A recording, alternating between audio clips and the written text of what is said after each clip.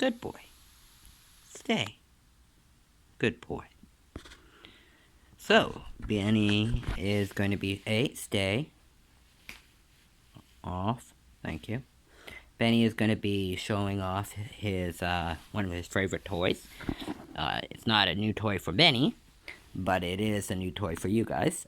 This is the Kong.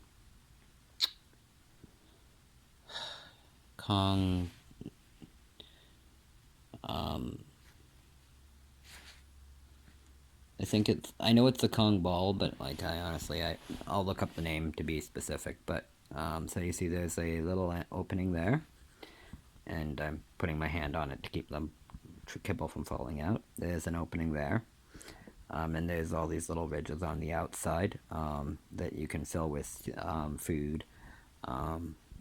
The dog tends to drool on all over it and then get this white stuff everywhere, but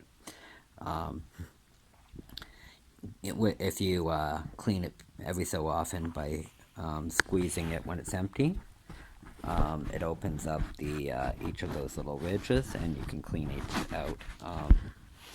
But it's not too big a deal if it's not getting moldy or anything. But yeah, that's just basically his dried saliva from play got it with it. But anyways, so he's going to play with his toy and show you what it's like to play with and how you can play with it in different ways. So, manners, stay. You can use it for obedience work to reward obedience training instead of using food treats like you do typically. Benny, especially if the dog's not terribly motivated by food, the game aspect can really help encourage them. Alright, good boy, take it. So this game is just going to be him playing with it by himself and showing you how he wants to play with it.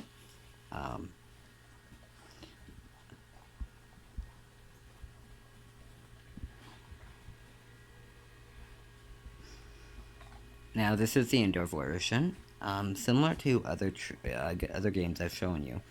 By taking the game outside, you intrinsically increase its difficulty level.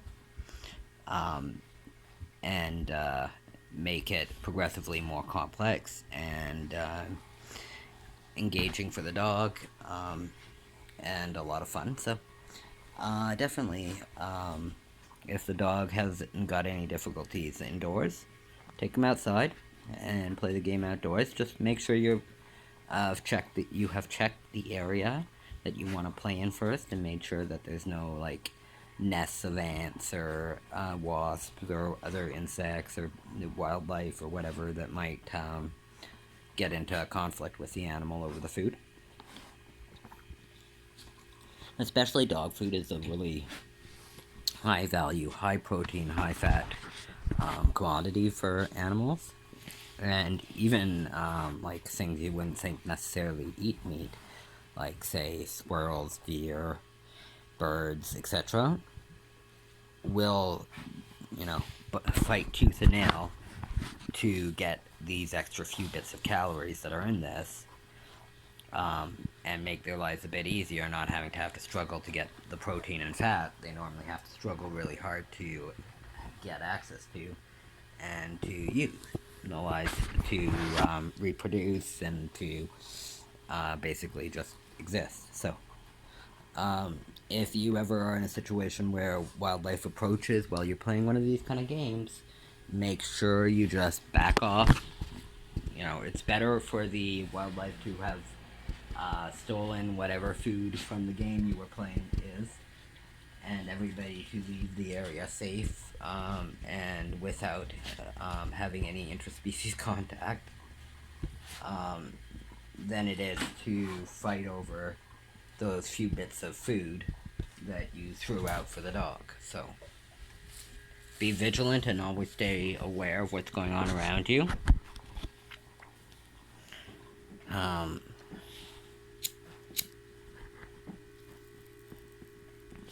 But yeah, so just be aware. Yeah,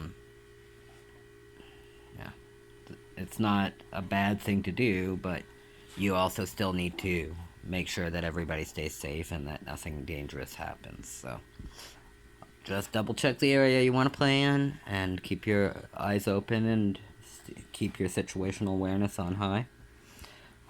You'll have noticed in one of my videos where we were playing the Find It game outdoors that he actually encountered some wildlife, and I ended up having to cut the video short abruptly because, well, I didn't want to risk anything happening where Benny came in contact with wildlife. So the video became immediately infinitely less important and of any concern to me.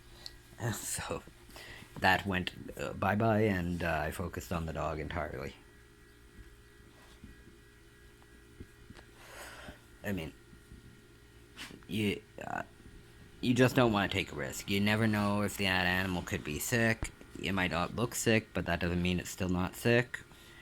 You know, you don't want it to have to feel like it, you know, maybe it's starving and needs that food and is willing to fight to the death for that food because it knows without it, it won't survive. You know, just really be aware, and, you know, if you have a tiny, like, toy poodle, rat terrier, whatever, who, Benny, what are you doing?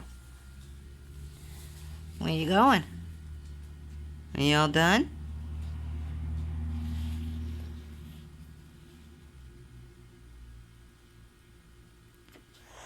Hey, Ben? You want a drink? Want some water?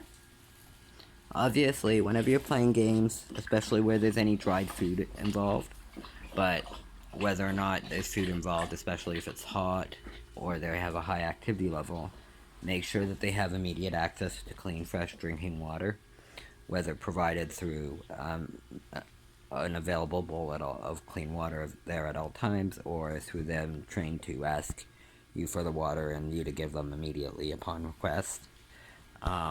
They need access to clean drinking water whenever you're going to be playing games or feeding, more especially if it's hot or if stressful or if the dried food's involved. So, yeah. Same if it's dusty, etc. So, hey Ben, where's your toy? Hey Benny, where's your toy? Where is it? Good boy. Are you gonna give? Thank you. So, we're gonna pack another one. Benny, come. Sit. Good boy. Give me one sec, guys. Yeah, we're gonna pack another treat. Into the ball. There's a couple of different sizes of this ball. This ball, one that we're playing with today, is actually their small version. They have a really big version as well. And theoretically, you might think the big version would be good for bigger dogs. In my experience, I'd rather have, here, let me, down. Good boy. I'd rather use the smaller ball, assuming that they're not going to be, like, trying to chew through it. If they're trying to chew through the actual ball, then I would have to kind of draw the line there and say I would have to have a toy that's bigger than they can totally fit in their mouth. But because my guys know that this isn't a game where you try to destroy the toy, and there's going to be plenty of opportunities to destroy things, they don't feel the need to destroy their puzzle toys. So, yeah.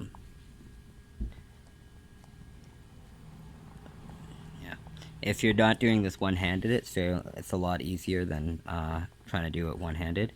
If you squeeze it like that, it makes the opening larger, kind of thing. But because I'm filming while I'm doing this, yeah, it's not as easy to fill. But keep that in mind. You can either fill it all the way up, you can just fill it up part of the way. The last time it was fully filled up. Yeah.